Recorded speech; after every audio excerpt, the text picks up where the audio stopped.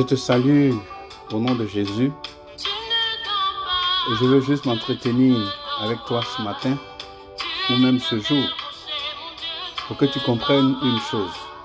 Et c'est laquelle des choses? C'est la vie d'être un disciple de Jésus-Christ. Arrête les limites de cette histoire d'être chrétien.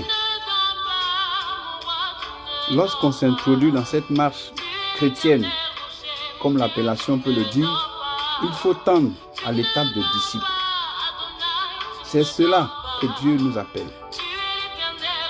Si tu n'es pas un disciple, un ouvrier, une personne consacrée au Seigneur, il te serait difficile d'avoir la vie qui ne finit pas. Ne reste pas seulement sur l'échiquier chrétien. Venir, prier, partir, faire offrande, tout ça. Mais cherche à comprendre qu'est-ce que Dieu a mis en toi pour partager avec les autres. Il est dit dans Actes le chapitre 6, en ce temps-là, le nombre de disciples augmentant. Les hellénistes murmuraient contre les Hébreux parce que leurs veuves étaient négligées dans la distribution qui se faisait chaque jour. Les 12 convoquaient la multitude des disciples. Les 12 convoquaient la multitude des disciples. Oui. Je souligne bien ce passage dans Acte 6, le verset 2 qui dit « Les 12, il est question des apôtres, convoquaient la multitude des disciples. » Est-ce que tu fais partie de cette multitude de disciples? Est-ce que tu as compris que la marche chrétienne, c'est une affaire de discipolat? Une affaire de conversion de responsables. Pas affaire de chapeau, je suis dans telle église, je suis dans cette mission, je suis sinon. Est-ce que tu es un disciple? Est-ce que réellement tu as donné ta vie à Jésus-Christ? Est-ce que réellement Jésus-Christ tu utilises pour gagner les autres? Ce n'est pas la histoire de tradition, de religion, de doctrine, tout ça, mais est-ce que tu es un disciple? Parce qu'il est dit là, les 12 convoquaient la multitude des disciples et dit que ce n'est pas convenable que nous laissions la parole de Dieu pour servir aux tables. Que nous laissions la parole de Dieu pour servir aux tables. Est-ce que tu es un disciple de Jésus-Christ?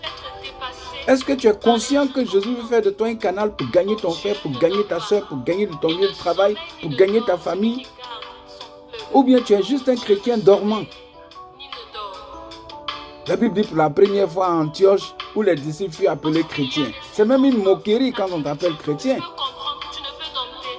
Mais Jésus a dit, allez et faites des nations mes disciples.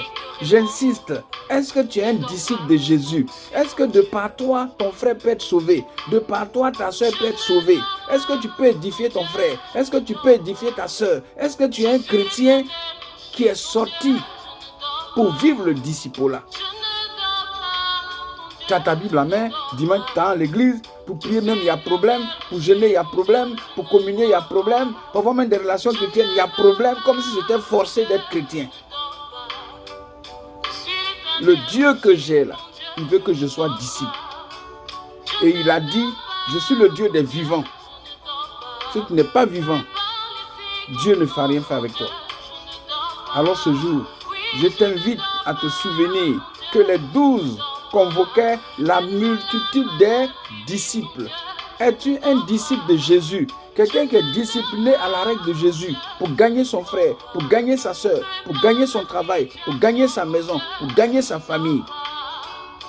Ou bien tu es borné sur la spiritualité, tu cherches les bénédictions, maison, villa, voiture, jolie femme, joli mari, joli enfant. Tu penses que c'est à cause de ça que le Christ est mort à la croix? Le Christ n'est pas mort à la croix pour tout ça. Ces choses, les bénédictions, ça existe depuis quand Abraham avait reçu la grâce.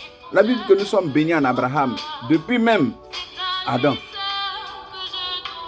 Ce n'est pas forcément ceux qui sont appelés chrétiens, qui ont une maison, qui ont une voiture, qui sont mariés, qui ont des enfants, qui voyagent. Ça n'a rien à voir. La vie chrétienne tend au discipolat. Et être un disciple, c'est à ça que Dieu nous exige. Je t'encourage, je te motive, je t'actionne de comprendre. Sors de l'étape chrétienne et deviens disciple de Jésus. C'est-à-dire quelqu'un sur qui Jésus peut compter pour sauver l'humanité. Oui, sois parmi la multitude des disciples. Sois un disciple de Jésus-Christ. Sois un guerrier de Jésus-Christ. Sois un combattant de Jésus-Christ. Sois un gagneur d'âme de Jésus-Christ. Sois béni ce matin. Au nom de Jésus.